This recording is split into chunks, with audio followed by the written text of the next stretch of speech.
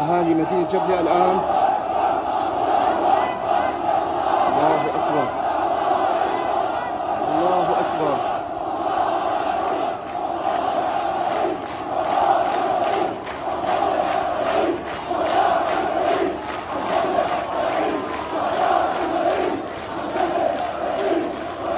عرس الشهيد سفر البحر بإذن الله من مدينة جبلة.